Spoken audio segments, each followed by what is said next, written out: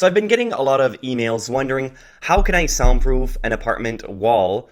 And of course, you can't really make any alterations, so you have to kind of think outside the box. You can't really take the drywall off and place a bunch of stuff inside, make changes. You just can't do that because you're renting. And if you do make any type of changes, it would be nice if you can bring it with you to your next apartment, or if you buy a home. In this video, this little hack will allow you to do exactly that. You can bring it with you. It won't cost you a lot of money. All you need is a screwdriver, a knife, and a putty pad. Usually putty pads, we use it in a behind electrical outlet box, a little electrical box. They're full of holes. And typically electrical boxes are back to back on interior walls. Interior walls usually doesn't have any insulation or anything inside it. So the holes inside the electrical boxes where the wires go through, they will let sound in. Most people don't really realize that just a small crack can let about 50% of the soundproofing that you've done, can let about 50% of the sound back into the room. So it's very important to try to cover all these holes. But of course, the wall is already finished, and you can't really go behind the wall and place a putty pad and wrap it around the electrical box to cover all those holes. However, there is a way that you can utilize a putty pad in a different way with the electrical outlets. And I will show you exactly how to do that.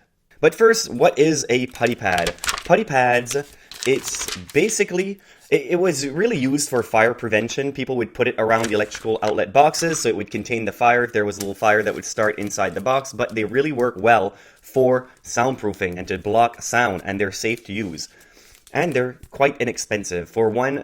I think for one piece it's around $6, maybe $7.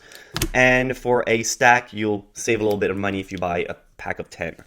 So I'll have links in the description below of everything I talk about in this video. And I also have a new products page that I update constantly, and it will be in the pinned comment. The first comment, you can just follow that link and you can find all of these links to all of the products that I talk about in this video. All right, so the first thing that you'll want to do is take your screwdriver and remove the face plate off your outlet. And as you'll see, there's usually a little bit of a gap between the box and the drywall. Now, what I have recommended also in the past, you can grab some acoustical caulking and place it right between to cover that gap. Now, the reason why I use acoustical caulking is because it doesn't crack, it stays rubbery over time. So as the home shifts, it will not crack, letting noise in. It'll just stay rubbery. It'll basically stay the way it is. And what I want to do with the putty pad now is you want to make a little bit of an imprint. So with this, you can use 2 putty pads, and you can probably use 3 putty pads for one faceplate. So all you do is you press the putty pad onto the faceplate, making an indentation where you can cut. And then you just slowly take it off. And now you can see there is an imprint of your faceplate. All right, now we are going to use our knife to, probably best use a cutting board, to cut around where the imprint is.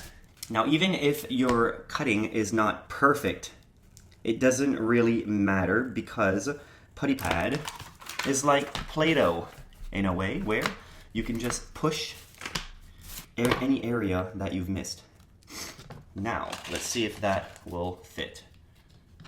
It's probably a little bit too big. Now we just grab a pair of scissors and just do the finishing touches. Make it a little bit smaller so it fits right inside. Let's see. Now that fits much better, as you can see. And you just place it inside the faceplate. And even if it's a little bit smaller, it's a little bit better that way anyway, because you can just push it almost just like Play-Doh and make sure that it's completely inside, covering every gap.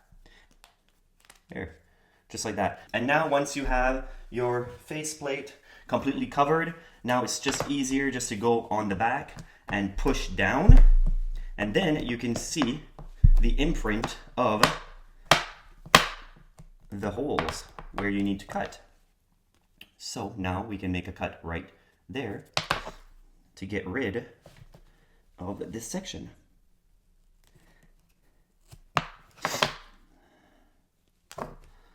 Then you can just push it out with your thumb, just like that. It does not have to be perfect. As I said, it's just like Play-Doh, so even if you screw up just a little bit, you can cut out a little bit more and then just use the access to basically make the hole the size that you need. That's what it should look like in the end. And as I said, if you have an electrical outlet that you just don't use, just buy a faceplate that is completely covered, do the exact same thing, and you'll be surprised at how much noise just this little trick will stop. As I said, about 50% of noise will come through a soundproof wall if there's cracks and gaps in the wall, and outlets is a major factor in soundproofing a wall, which a lot of people don't really understand or try. Now we place it right back on,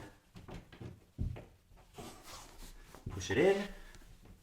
You might have a little bit of access showing through, but that is something that you can just clean after. But as I said, it's better to have a little bit too much, because as you're pushing, it acts just like Play-Doh. It will ooze itself into all the little crevices that you might not even have thought of. Then you just take your screw back. And what I didn't make a hole for the screw. I left the putty inside. So as I'm pushing the screw back in, it's using that access putty that was where the screw is, and it pushed it in to kind of seal that hole also. So now all you'll have is the noise coming through these holes. But if you have something plugged in, those holes should be covered. Or if you don't have, if you're only using one plug. Now another thing to note, the sound that will be coming through now is from these three little holes. If you have something plugged in, those holes are now plugged in. But if you're only using one plug, then make sure to seal the other one up, because sound will come through these holes. And it's something that most people don't think of. And as I said, if you're doing this in an apartment and you spent your own money to buy these putty pads, you can just as easily buy new faceplates. When you move out, put the new faceplates on, bring these faceplates with you, and you can use them in your own home or the next apartment that you go to soundproof the wall, because 50%, remember that, 50% of noise can come through just a small crack. Now, it might not look like it will make a huge difference, but you would be surprised at how much just this little hack can stop noise in your apartment. If your walls are paper thin, a lot of noise is coming through the wall, but if you can at least block the holes and the cracks where noise is coming through, then it's better than nothing, and it is a cheap DIY thing that you can do. Let me know in the comments below if you have any other little tricks that you thought of living in an apartment or a place where you can't really do any alterations, or even at home, if you found a little hack that helps you soundproof a room, a wall, or even an acoustic, makes the room sound better. Leave a comment below and I'll make sure to add it in a future video. Thank you very much for watching. Until next time.